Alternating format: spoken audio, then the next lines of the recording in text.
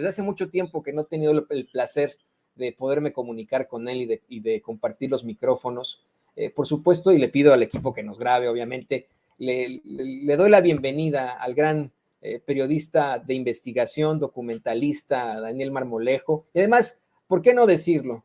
Periodista militante, Daniel Marmolejo, quien ha estado durante mucho tiempo buscando esa verdad con justicia para usted que nos ve y que nos escucha, y quien tiene mucha información y mucha claridad sobre las declaraciones del general Ángeles de Aguajare. Querido Daniel, bienvenido a Sin Censura. Hola, Toño. Hola, queridas amigas y amigos de Sin Censura. Primeramente, Toño, agradecer la convocatoria, la invitación, disculparme con la audiencia. He estado fuera por razones de seguridad.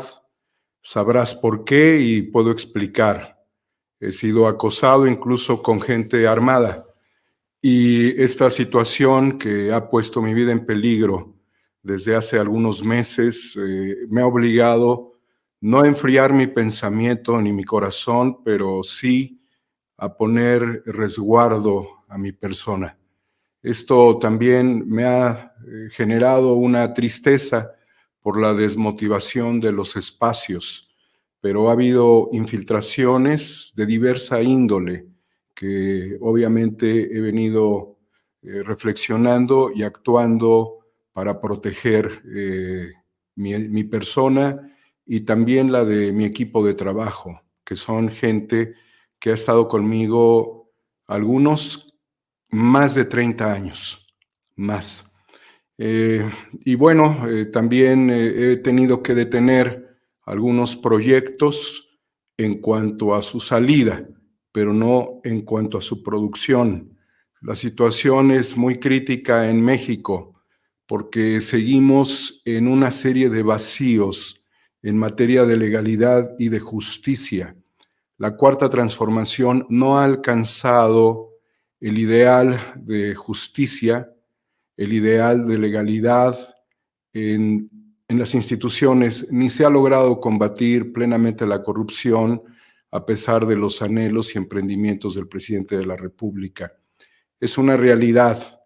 Y esto queda de manifiesto, querido Toño, amigas y amigos, a partir de que tenemos en este momento un vacío en espacios como la Suprema Corte de Justicia, en la misma Universidad Nacional Autónoma de México, en el caso concreto de la ministra Yasmín Esquivel, que pone en relieve una problemática histórica dentro del sistema educativo en México a nivel universitario.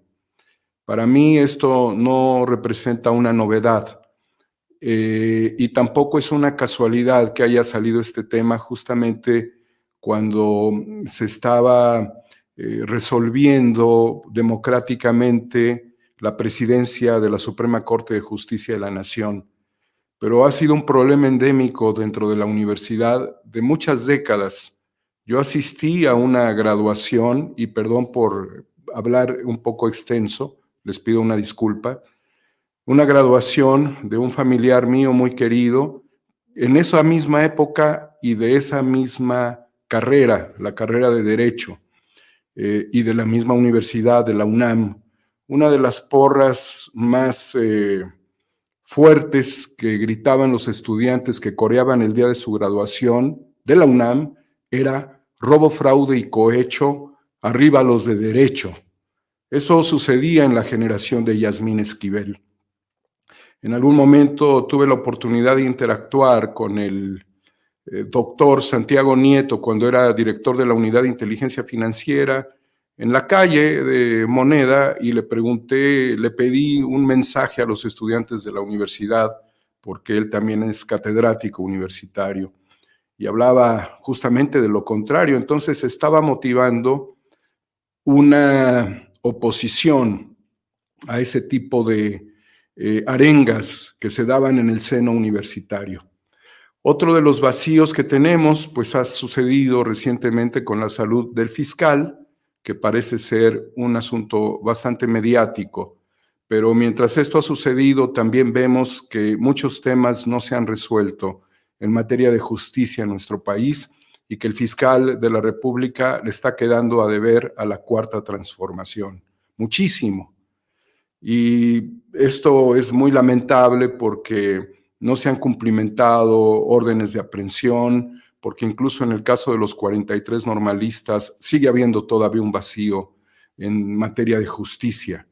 También hay un vacío dentro del sistema judicial cuando vemos que el agresor de la joven saxofonista lo llevan a su casa a cumplir su sentencia y lo sacan de la cárcel en Oaxaca.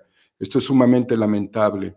Y también lo es cuando Rosario Robles igual sale a su casa a continuar su proceso a nivel, en un ámbito cómodo para ella, mientras gente como Israel Vallarta llevan 17 años sin recibir una sentencia.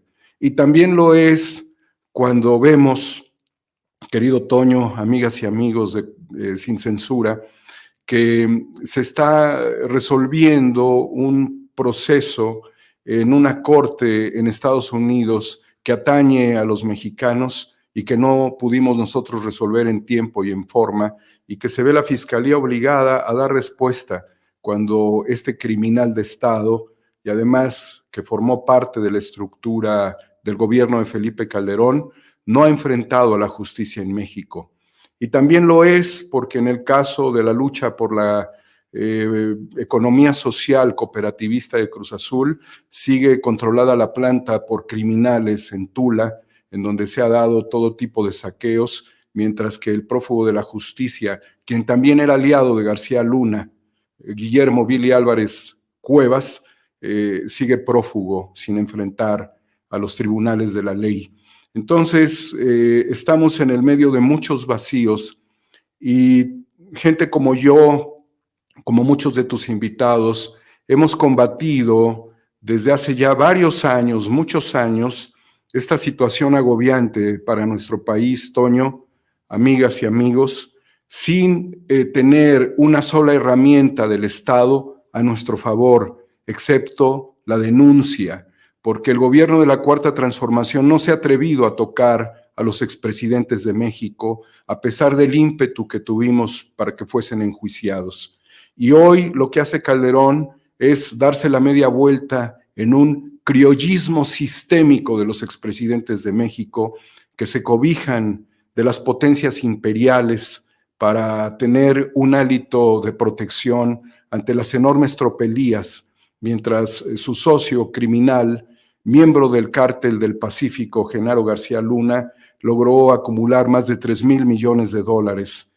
Y nosotros, que no tenemos, a diferencia de otros periodistas, ningún blindaje en ningún vehículo, que somos gente de a pie y que lo único que hemos hecho es combatir del lado del pueblo, vemos que el tiempo pasa y no se ha logrado resolver los grandes temas que han causado una degradación a nuestro país. En tanto nosotros estamos siendo señalados, imputados a través de mensajes de Twitter por violencia política en razón de género, cuando lo único que vemos es el mismo aparato sistémico de las energéticas extranjeras tripulando la conciencia de los legisladores en las reformas. Y por eso se van contra nosotros utilizando al INE como un martillo para triturarnos los dedos, para taparnos los ojos, para callar nuestras voces y nuestra reflexión, cuando son estas corporaciones impulsadas durante el neoliberalismo las que impidieron que procediera una reforma constitucional, una reforma necesaria para limitar este extractivismo de las corporaciones que quedó evidenciado, Toño, amigos, Vicente, quedó evidenciado desde el momento en el que se dio el ataque a la democracia en México por Felipe Calderón en el año 2006, en la misma Convención Nacional Democrática, cuando se reflexionaba que desde el Sindicato Mexicano de Electricistas, que pudo tomar la tribuna en aquella ocasión, se anticipó justamente que se estaba abriendo un boquete para que Electricité de Francia, para que Mitsubishi de Japón, para que Unión Fenosa, Iberdrola, Enron tomaran el control, u otras tomaran el control, no Enron ya en ese momento, pero tomaran el control energético de nuestro país. Y esto sucedió cuando ese gran movimiento sindical del Sindicato Mexicano de Electricistas decidió defender a Andrés Manuel López Obrador ante el fraude electoral que fue avalado por el Tribunal Electoral del Poder Judicial de la Federación. Yo estuve en la Convención Nacional Democrática, que es el proceso que dio origen a la Cuarta Transformación. La Cuarta Transformación no apareció en la mañanera ni apareció con periodistas. Entendamos la realidad. La Cuarta Transformación surgió en las calles, surgió en una lucha por la democracia y por la recuperación de los valores constitucionales, de la independencia y de la soberanía de nuestra nación. Allí surge la necesidad de ir a un proceso democrático y social que se había extraviado con los gobiernos neoliberales del PRI y del PAN principalmente. Entonces, querido Toño, amigas y amigos, nosotros hemos combatido en todo momento y solamente lo hemos podido hacer en tribunas, Toño. No lo hemos podido hacer porque no tenemos ningún control gubernamental, administrativo ni de procuración de justicia. Pero aquí se ha doblado el aparato de justicia de nuestro país, se ha doblado absolutamente todo porque tenías personajes como Medina Mora, que era parte de la estructura funcional dentro de la Suprema Corte de Justicia operando para ellos. Y porque el PRI y el PAN han seguido con sus tropelías. Y el mayor producto que dio Acción Nacional a este país ha sido el narcogobierno. Así es, querido Daniel. Y mira, quiero unir a esta conversación a Vicente Serrano, se está uniendo en estos momentos desde allá, desde la Corte del Distrito Este, a las afueras de la Corte del Distrito Este de Nueva York, y expresarte, por supuesto, nuestra solidaridad ante los ataques que has sufrido, los atentados que has sufrido, querido Daniel. Pero pues te dejo buenas manos, uno, esta conversación también a Vicente. Vicente, estamos contigo de vuelta.